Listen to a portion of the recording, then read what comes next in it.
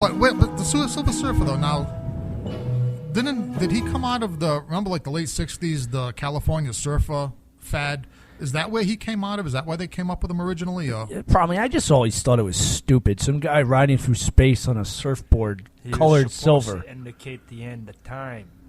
Well, it's still stupid. You could have come up with something a little more badass than some dude on a surfboard. That's my point. Where does the surfboard come in? Yeah, Galactus sailing through. I mean, Galactus, come on. You failed on that herald right there.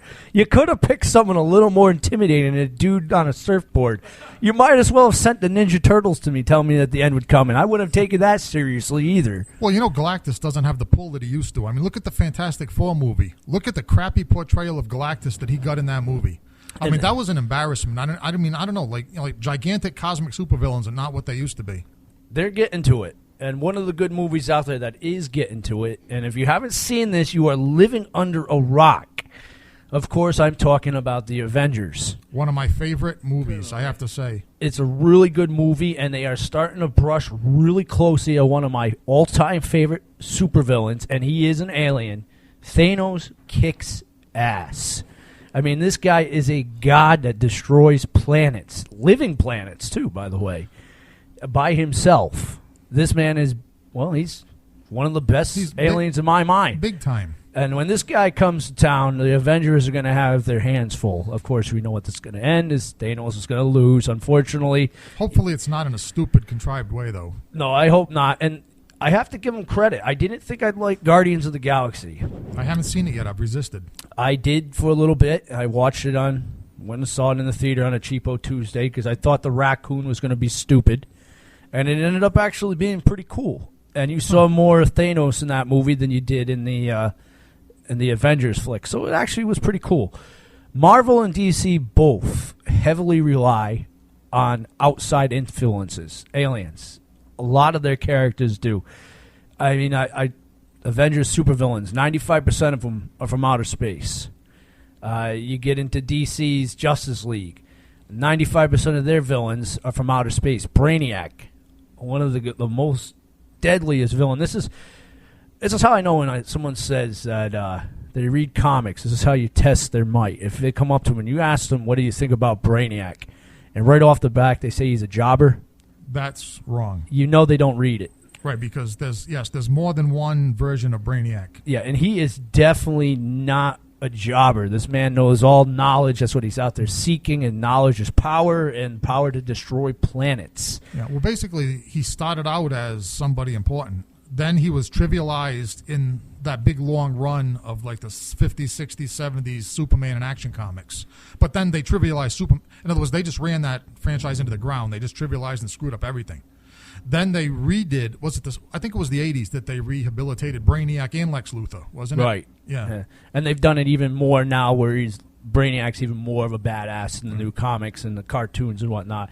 And you get into the Lantern Corps, and that is a great alien story, whereas Earth is the sole planet, and you get to get into all these other different planets, all these different species.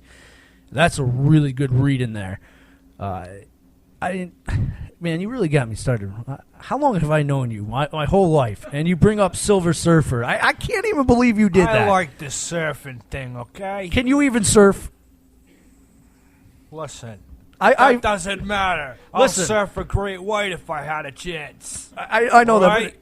I have seen your Baywatch thing there where you tried out to be a lifeguard. That was a great skit, wasn't it? It wasn't a skit. You threw a rock at that handicapped kid. So that almost won us an award. No, remember? that was called a restraining order. That's not an award. I don't know what country you come from, but restraining orders are not an award. Well, was the kid handicapped before he was hit with the rock, or no, only after? He was even more so after he hit him with the rock. And then in slow-mo, you see him running down the beach with a cigarette as the cops are chasing him. I don't know why I went to slow-mo. Must have been something in the air making me think it was slow-mo. Hey, so, Briar's Point for you. Yeah, Briar's Point. Why would they hire you as a lifeguard? Why not? I'm good looking. Yeah, I guess that's what it is. Desperation. And what's even better, when I pull my pants down and walk backwards, I look like I got a twin. I almost just threw up on the mic there, folks. And if I throw up on the mic, I'm going to get thrown out of here. And there goes my visiting privileges. Yeah, but let's say that the thing that impresses me is that out of the thousands of comic characters that he could have mentioned, Silver Surfer. I mean, it could be worse. He could have brought up way worse. Named that Tick, dude. The Tick. Yeah, I don't know if the Tick is worse. I mean, the Tick is just irrelevant. That's just comedy. The gold. Silver Surfer is annoying. Yeah, I mean, out of all the heralds, like, why? I mean, he had so much. Like when he had the Incredible Hulk, why didn't you keep him? Now that is a herald that would be scary coming to your planet because him alone can destroy that planet. Well, like I said, the only thing I can think of is that, you know, despite Galactus' power, when it came to negotiations with Stan Lee to be represented in Marvel Comics, he just didn't have the juice for the contract. Yeah. You know what I'm saying? In other words, he just signed a contract with terms unfavorable to him.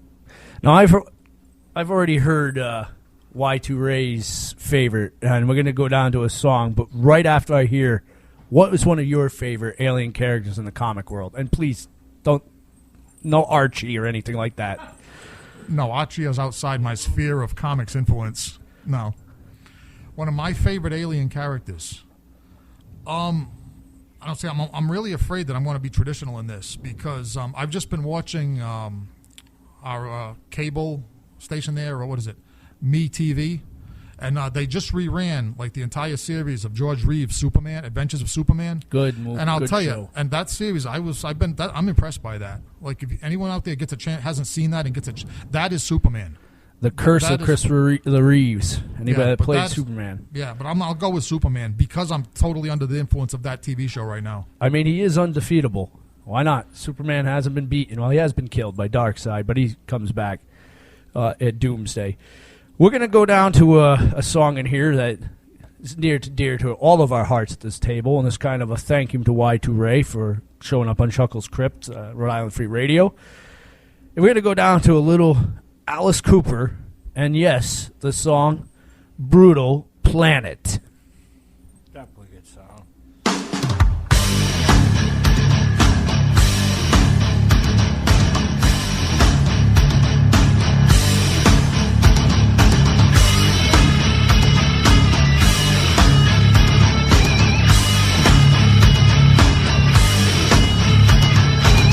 We're spinning round on this ball of hate. There's no parole, there's no great escape. We're sentenced here until the end of days. And then, my brother, there's a price to pay.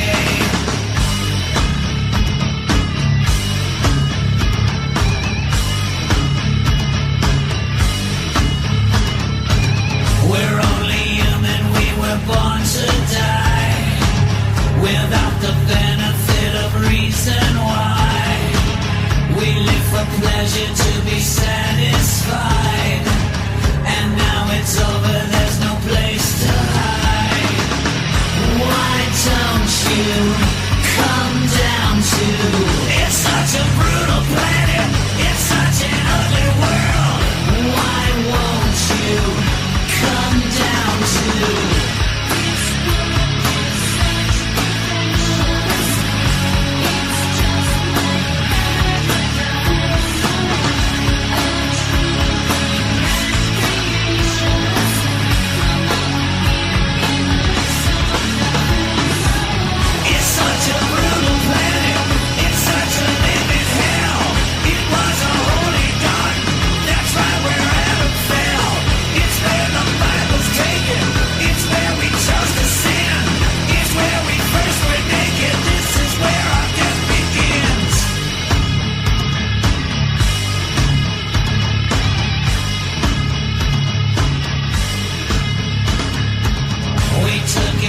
from that deceiving snake.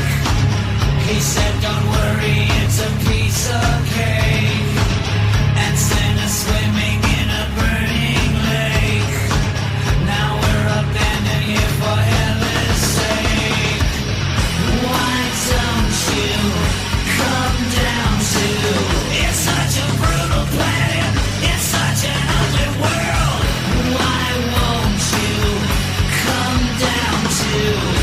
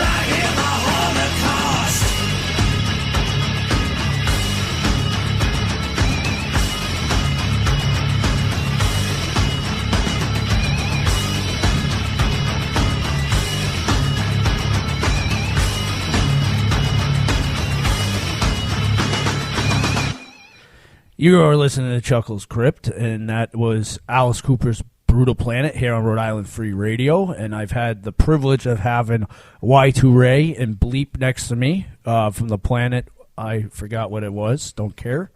But thank you for taking a chance to come down to this very brutal planet that it is and trying to help us human beings. Or come up. You forgot. He's the kind that came up. Did you come up from the ground? He said no. All right. You guys settle that later on. We'll have a couple of drinks and whatnot. I'm sorry to say, but it's getting to that point where we're getting ready to close the clown tent down, and we will wait until the next time. However, don't turn off the radio station, because coming up next, that's right, very next, the Haunted Cabaret, George Garner is the host, and I go into the co-host seat. And things get a little more heated on your show, isn't that right, Mr. Garner? Surprisingly enough, yes. And maybe we can let loose some of the chains on Y2 Ray. And no, maybe not. No, we won't do that. Thank you once again. And there we go. The Loch Ness Monster just had his speech right there. Thanks once again for listening to Chuckles Crypt on Rhode Island Free Radio. Tune in next time when we will have the one, the only Tim, otherwise Bigfoot, right here on Chuckles Crypt. And we will talk all things hairy and scary on the next episode.